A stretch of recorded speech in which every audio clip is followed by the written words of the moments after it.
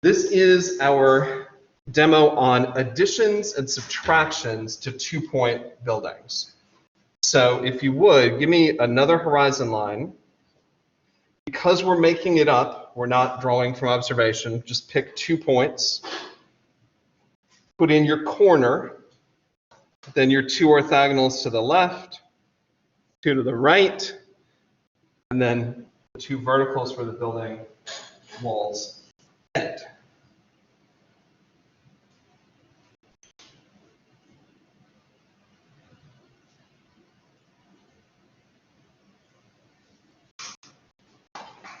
As you're getting set up, there's a recording already on there of the demos that I did with the Monday group. So if you want a review from a slightly different point of view, you could take a look at that, of course. I will be uploading recordings from your class today as well.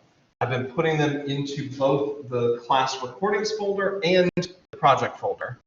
So it should be really easy to find. If you've got a perspective question, go to the perspective folder and you'll see a bunch of stuff there. When I finish my final edit on the animated PowerPoint, I will swap out the old one that is there now for the new one. The nice thing about the animated PowerPoint is that if you launch it as a slideshow, then you can control how fast it goes and you can backtrack. So if you're not sure how something happened, you can just use your left and right arrow keys and take lines away or add them back in. So it should help as a good tutoring tool if I'm not there with you.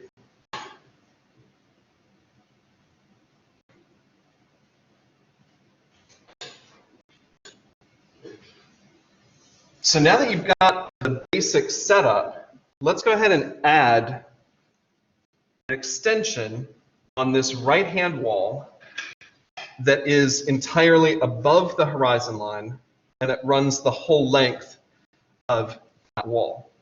So with a two-point building, I always start with a corner, right? So if I'm adding another section to this side of the building, that means that the corner needs to also be moved. So the first thing I'm going to do as I make this addition is I'm going to go in and add a vertical line for the height of this added section. So at first it looks really weird. It'll make a little more sense when I do my next step.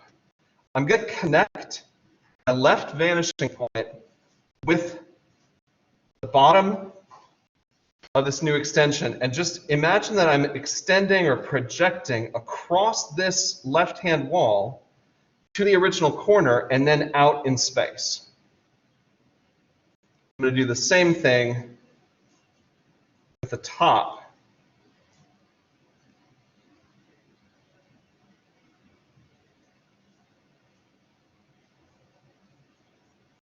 Projecting across that left-hand wall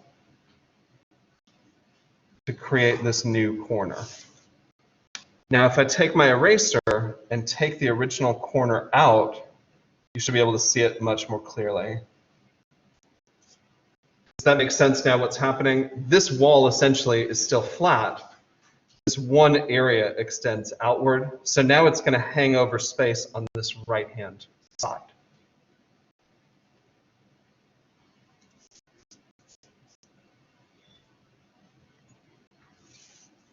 So because it is above my eye level, I can't see down onto the roof of this section. I can definitely see that outer wall, and I should be able to see up underneath it. So I'm going to need 3 more orthogonals from the top and bottom of the new corner, but also from the point here at the bottom where the corner kind of jumps off the original corner line.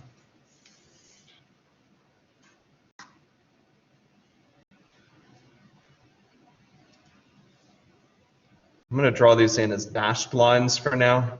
I can darken them up when I'm ready. My first one.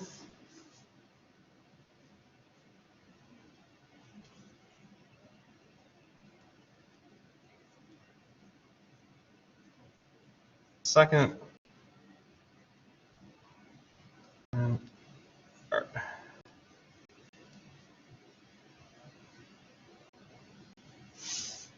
So you can now see them as sort of guidelines, right?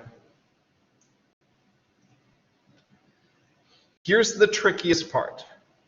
To figure out how this ends, on this side, we do to this side what we did to the front. Do to the back, we did to the front. Most people would automatically go from here straight across and straight up. But remember that the edge that we're imitating is this one.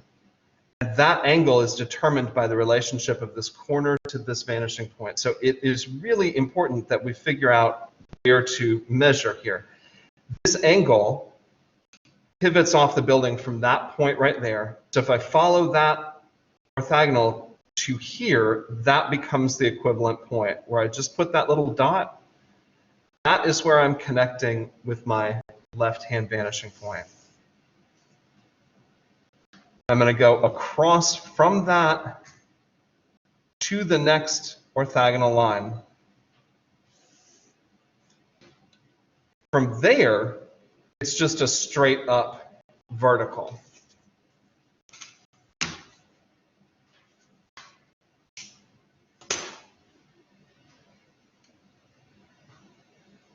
I'll darken these up so you can see the planes a little more easily.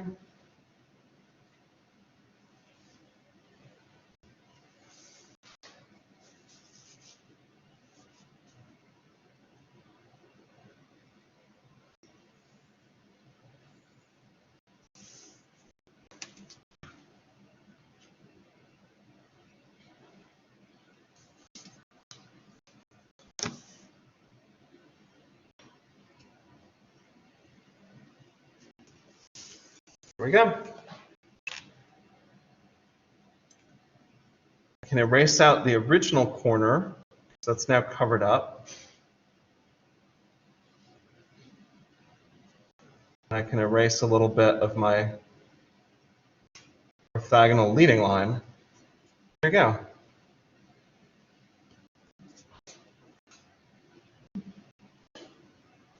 So now you should be able to deal with things like overhangs. You know, sometimes there's a gutter or an architectural detail at the top, especially along a roof line. Sometimes the windowsill will extend outward from a window. All of those types of things that you see can be handled this way.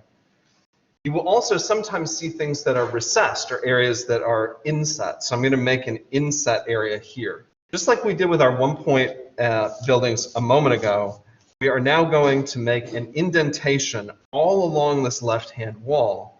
So again, the first thing I start with a 2-point building is always my corner. So if I'm indenting from this side, I have to move this corner inward to the right. So my first step is going to be establishing how tall that inset area is going to be and how deep.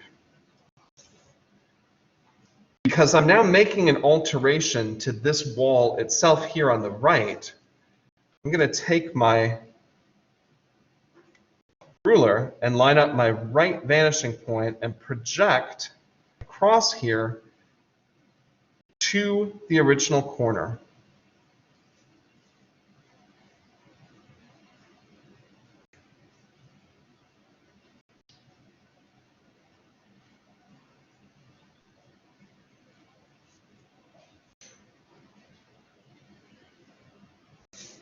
So there's the sort of C shape of my indented area. It'll be more obvious if I take the original corner out. There we go.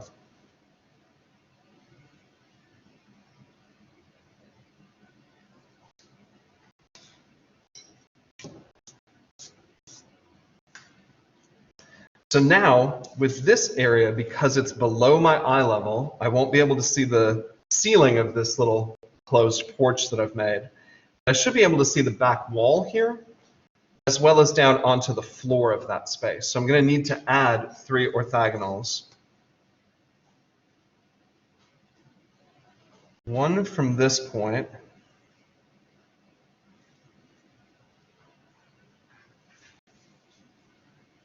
One from that point.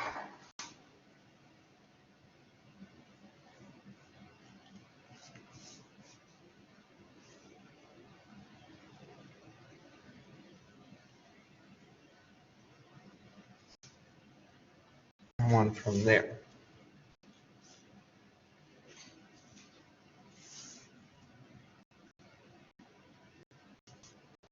All right, so this interior one, to finish it, I do to the back what I did to the front. So the building comes up from the ground to this point right here, and then it moves inward on an angle that connects to my right-hand vanishing point. So if I find this dot, follow it to its companion on the back wall there. There we go. That dot is now my pivot point. It's analogous to this one.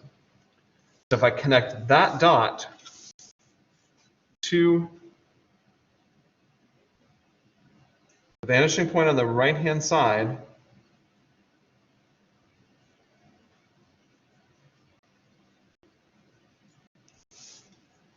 that's now the floor plane. Where that hits the next orthogonal becomes a place where I simply create a vertical line.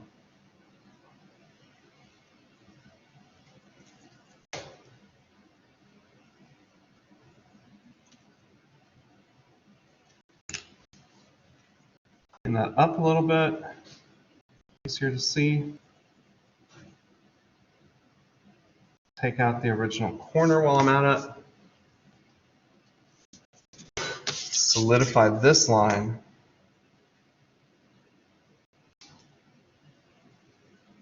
Bingo. I can make those even a little more obvious to you if I do a little bit of value work. If I put in some hatching straight up and down along that interior back wall, you can really start to see that as a dimensional shape. I try some diagonal hatch marks that follow the angle of that floor plane. You can really create an illusion of a three-dimensional space.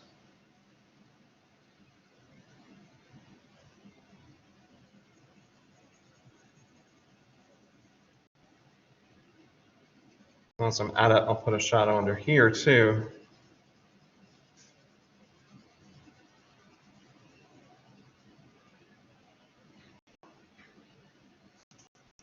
So just like the other lessons that we've done so far, when you're working with line, it does sometimes make things look flat.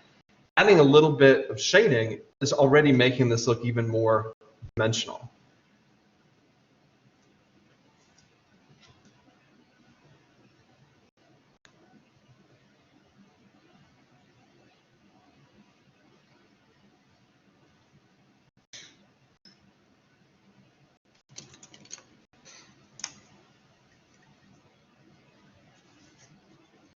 To make sure you can really see it clearly in person, take a Sharpie and just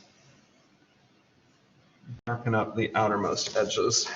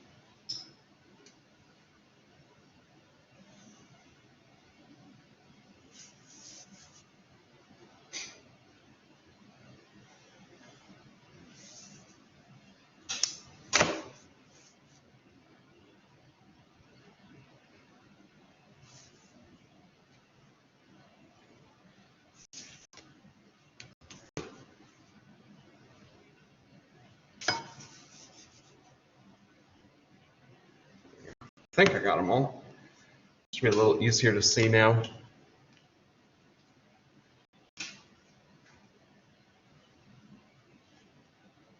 So you've got the basics of 1 point and 2 point. You've got how to add doors and windows, and you've got how to deal with indentations and extensions. I want to share with you just a couple of other things. I want to show you what happens if you do them wrong, how weird they actually end up looking.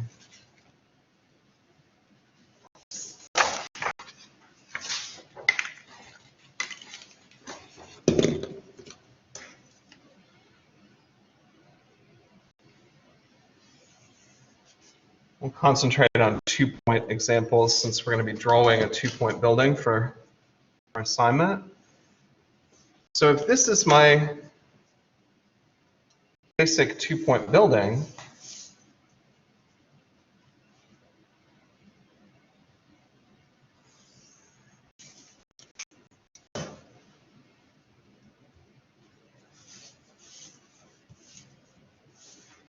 ruler's too long for this table. There we go.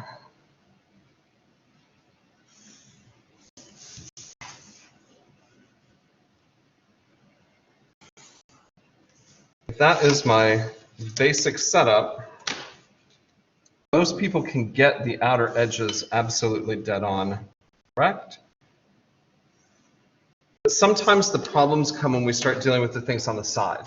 It is not unusual at all for people to start in showing like the divisions between a couple floors on a skyscraper, but just making lines that are parallel to the roof line. It sort of makes sense at the beginning, but see how it's starting to get kind of weird? Make them a little bigger to save some time, but look at how deeply disturbing these are now. That looks like the building is going downhill into the ground somehow. It's just kind of kooky.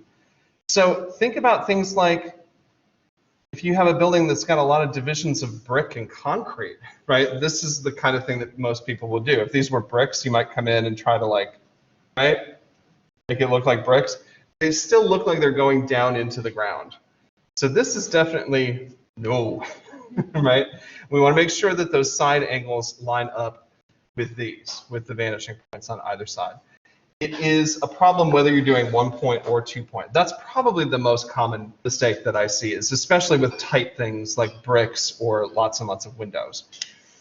What if we have sort of a bird's eye view so we can think about what we are looking at? If we were drawing in 1 point perspective, let's pretend those are my glasses, nose, head, ears, right? The front of my glasses parallel to these two buildings. That's going to put me in a 1 point perspective situation. But if I move and I'm standing over here, again, glasses, nose, head, ears, now I'm facing the corners. So in this case, I'm in a 2 point situation. Here I'm in a 1 point, but the buildings themselves are parallel to each other, right? If this was a city street running this way and a city street running this way at 90-degree corners, everything there is perfectly parallel to one another. Here it's parallel to me. Here I'm facing the corner of those two structures. Is it possible for there to be a mixture? We were joking about that one intersection in town where 3rd Street turns into Front Street and it bends like that, and suddenly Burnett comes out of nowhere. And I think there's even another section that does that. That is not a 90-degree corner anywhere, right? And you could easily have buildings that are parallel to the street that they're facing, or ones that are turned on a funky angle on these triangular lots. In this case, you could be standing here and you're facing the corners of these two and the corners of that one. These two are parallel, that one is not. So is it possible to have a situation where you are actually seeing something in 1 point and something in 2 point at the same time? Absolutely. You might have a building that you are parallel to over here,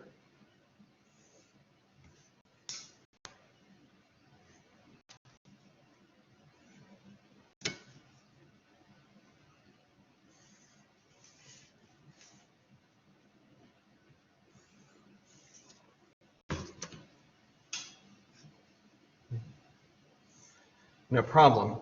But what if there's a building over here that you're facing the corner of? That might be this scenario.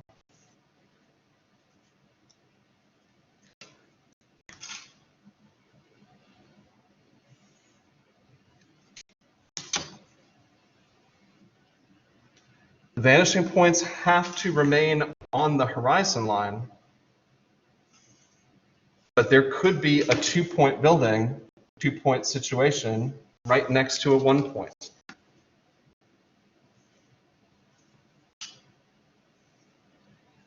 They still exist in the same reality, but it's a little odd, right?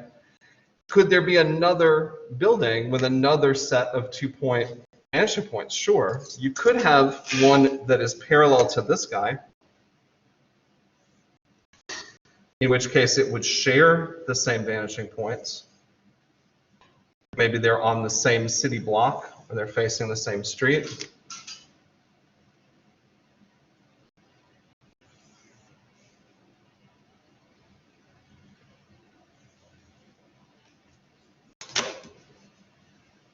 Make him really narrow.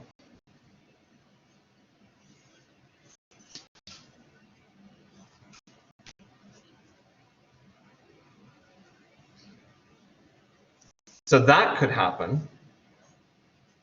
You could also have another building in this same world that has its own separate set of vanishing points. All of these things could happen, especially in a city as non-90-degree cornered as our own.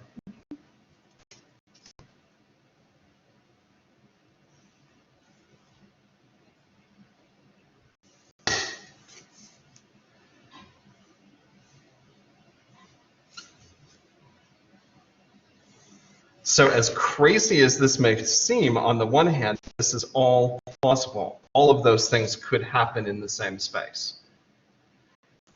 The key is that all my vanishing points are on this horizon. You can't have this. I can't suddenly decide that there's another 1 point over here. Look how weird this becomes.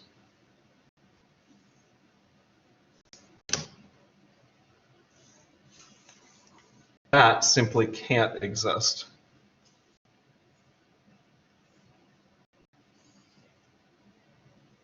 It needs to follow this angle here. That could exist, yes. But it won't have its own. That can't be. Nor can you have one up in the air for some crazy reason.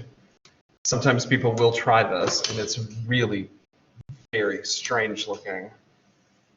Like really tall. Huh? You could have a floating building. You absolutely could. But its vanishing point is still going to be relative to your eye level. It's not going to do this number. OMG, that doesn't make sense. That just can't exist in the same world as this. Could you have a floating building? Yes, let's say it's in 1-point perspective. Your eye level stays the same, Grayson, so that's the building. It's floating. You have to do that. So that absolutely can occur. I mean, I don't know physically how it would, but it could.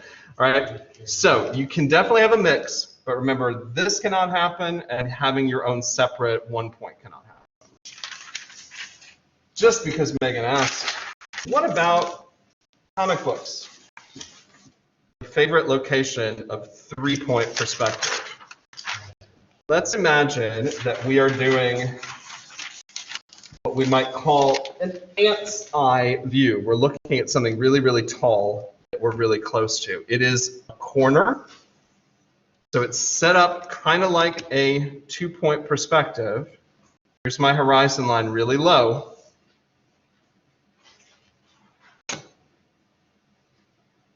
So I put in these angles. So far, this is just like a 2-pointer. Notice that the angles are really steep here on my roof line. But if you really were at a very low vantage point looking at something really tall, the sides would also seem to slope. And that slope would create another vanishing point, not on the horizon this time, but along this axis, center or corner line of your building.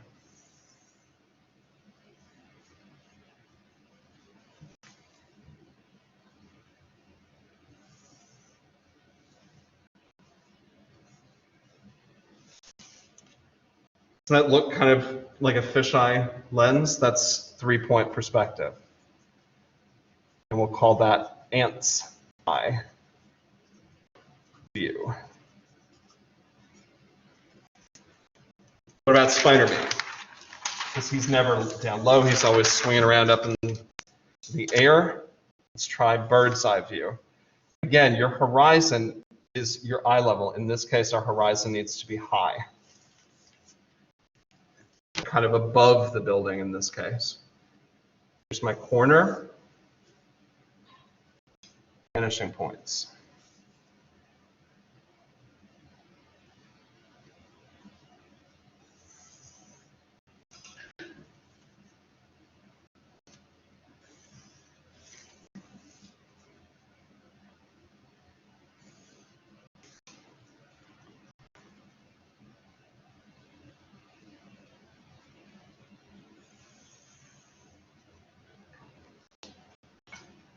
Along that center line,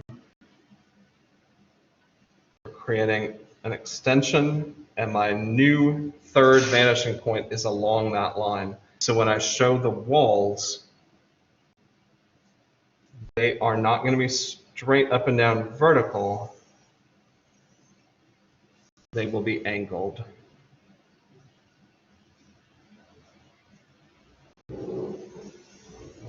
And then from those new corners, to left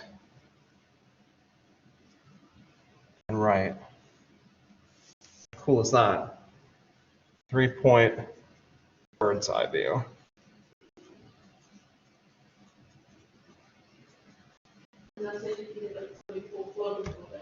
Exactly.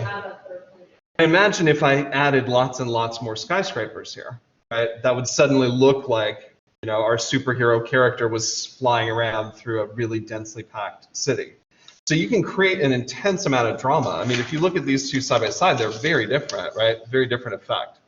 This feels kind of imposing, like, oh my God, the city's so much bigger than me. You know, emotionally, you could make that argument. This one is like, I'm on top of the world, literally. So what we're going for next is to start thinking about looking around in town for a building to draw from.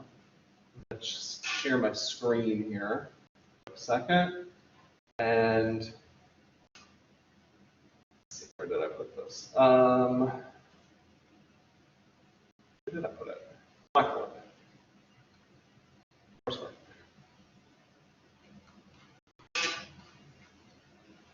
On project 7.